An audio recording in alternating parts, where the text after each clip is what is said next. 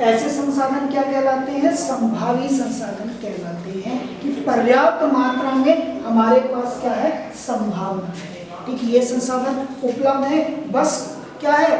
थोड़ी सी हम लोग उसका उपयोग नहीं कर पा रहे। अब आता है विकसित।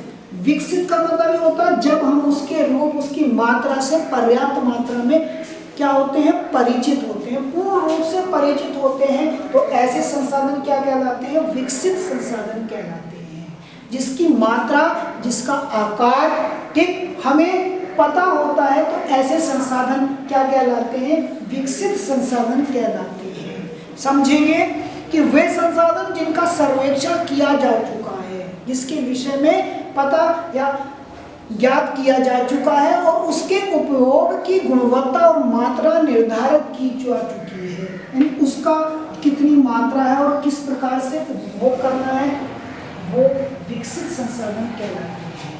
ठीक, यानी जिन संसाधनों की मात्रा और उपभोग के विषय में हम पूर्ण रूप से जानते हैं, वो कहलाते हैं आपके विकसित संसाधन। ठीक, भंडार और संचित कोष, ठीक, लगभग एक ही है, आपको समझना है। भंडार, ठीक, भंडार का मतलब हमारे पास है तो सही, लेकिन हमें उसका ज्ञान नहीं, ठीक, या हमारे पास तकनीकी जो आपका ज्ञान है उसका अभाव है, या हमारे पास पूंजी नहीं है, जिसकी वजह से जो भंडार है संसाधनों का उसके हम उपभोग नहीं कर सकते। सिंचित का कोष का भी यही अर्थ होता है कि जो मात्रा हमारे पास है, ठीक, उसको हम सही प्रकार से उपयोग नहीं कर पा रहे। मात्रा तो है, लेकिन हम उसको भली भांति से प्रयोग करने के लिए सक्षम नहीं है। तो ये आपका भंडार संसाधन कहलाते हैं। पर्यावरण में उपलब्ध वे पदार्थ जो मानव की आवश्यकताओं की पूर्ति कर सकते हैं, परंतु उपयुक्त प्रौद्योगिकी अभाव में उसकी पहुंच से बाहर हैं। हम उनका प्रयोग मानव हित में तो कर सकते हैं, लेकिन हमारे पास जो तकनीकी ज्ञान है वो उसकी पहुंच से क्या है? बाहर है। जैसे कि एग्जाम्पल उन्होंने बताया है कि जल, जिसका अणु सूत्र होता है H2O, यानी हाइड्रोजन और ऑक्सीजन, दो गैसों के संयोग से इसका क्या हुआ है? जल का निर्माण हुआ है। हाइड्रोजन को हम ऊर्जा प्राप्ति के रूप में प्रयोग कर सकते हैं, लेकिन हमारे पास अभी इतनी तकनीक नहीं है।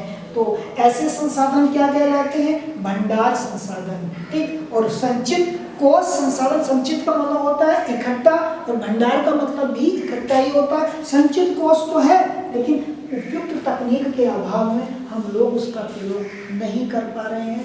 तो बेटा, विकास के स्तर पर कितने प्रकार के संसाधन हो गए? 4 प्रकार के। संभावी संसाधन, विकसित संसाधन, भंडार संसाधन, संचित कोष संसाधन।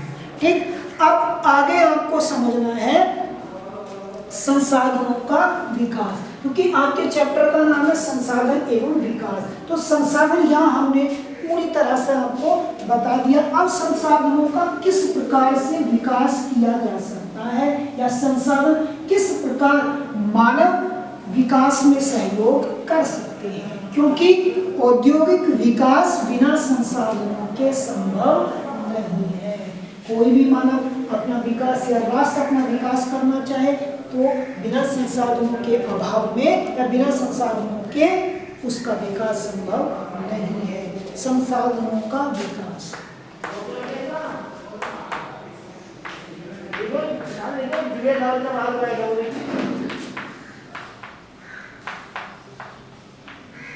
बेटा, जनरली संसाधनों को क्या कहा जाता है?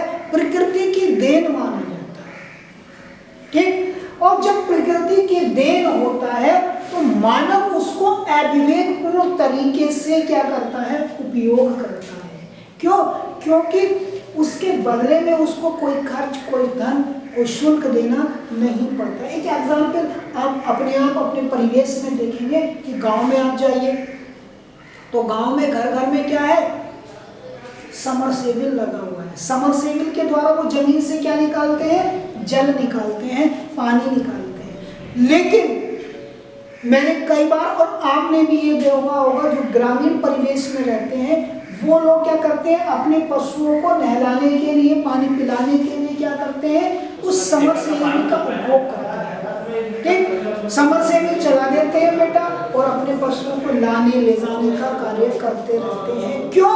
क्योंकि वो मानते हैं जल एक प्राकृतिक संसाधन है। ठीक, प्रकृति के द्वारा निःशुल्क मिल रहा है, इसलिए क्या कर रहे हैं, उसका अविवेकपूर्ण तरीके से उपभोग कर रहे हैं। और मानव के इस अविवेकपूर्ण तरीके से प्राकृतिक संसाधनों का उपभोग करने से कुछ समस्याएं पैदा हो जाती हैं। क्या समस्याएं पैदा हो जाएंगी? अगर जल लगातार यूं ही निकलता रहेगा तो उसके आसपास के क्षेत्रों में जो जल की भूमिगत जल है उसकी मात्रा क्या हो जाएगी, कम हो जाएगी।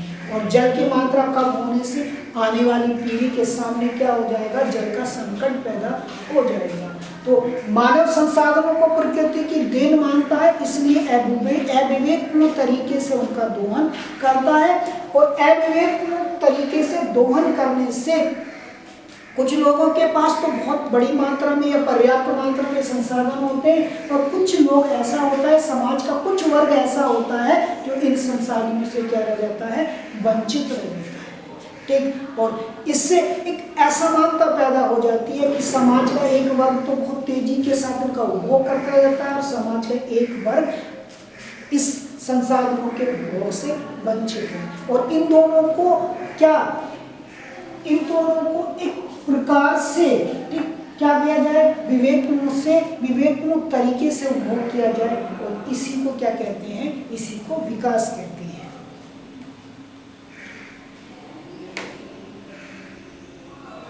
आगे आपको 2 लाइन समझनी है कि मानव जीवन की गुणवत्ता और विश्व शांति बनाए रखने के लिए संसाधनों का समाज में न्याय संगत बंटवारा आवश्यक हो गया है। जीवन की गुणवत्ता और विश्व शांति बनाए रखने के लिए संसाधनों का समाज में न्यायपूर्ण तरीके से बंटवारा आवश्यक हो गया है। मैं भी आपको क्या बता रहा था कि समाज का जो एक वर्ग होता है उसके पास पर्याप्त मात्रा में संसाधन होते हैं जिसका वो अविवेकपूर्ण तरीके से दोहन करता है, और दूसरी ओर समाज का कुछ वर्ग ऐसा भी होता है जिसकी पहुंच से ये संसाधन बहुत दूर होते हैं, तो उससे जीवन की गुणवत्ता या पृथ्वी के अस्तित्व को क्या हो जाएगा, खतरा पैदा हो जाएगा। तो जीवन की गुणवत्ता और विश्व शांति बनाए रखने के लिए आपको याद रखना है, जीवन की गुणवत्ता एवं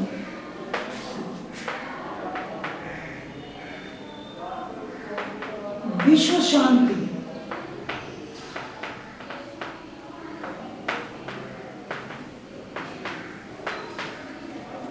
बनाए रखने के लिए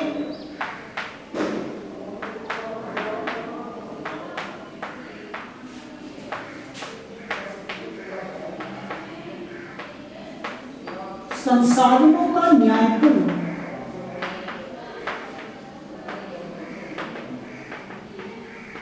बंटवारा आवश्यक है,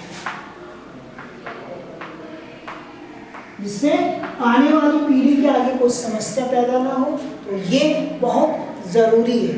आगे आप समझेंगे, यदि कुछ ही व्यक्तित्व का देशों द्वारा संसाधनों का वर्तमान दोहन जारी रहा तो हमारी पृथ्वी का भविष्य खतरे में पड़ जाएगा। यदि कुछ ही देश, कुछ ही लोग अपने स्वार्थ के लिए इन संसाधनों का अविवेकपूर्ण तरीके से दोहन करते रहेंगे तो आने वाला जो समय होगा वो पृथ्वी के अस्तित्व के लिए संकटों से क्या होगा, भरा होगा। और इसका प्रमाण इसके असर आम लोगों को दिखाई देने लगे हैं। ठीक, और प्राकृतिक संसाधनों के अविवेकपूर्ण तरीके से आप देख रहे हैं कि भूमंडलीय तापन, ठीक, ओजोन परत का क्षरण जैसे समस्याएं मानव के सामने क्या होने लगी हैं, उत्पन्न होने लगी हैं। तो बेटा ठीक, यानी विश्व शांति और जीवन की गुणवत्ता बनाए रखने के लिए संसाधनों का न्यायपूर्ण तरीके से बंटवारा आवश्यक है, जिससे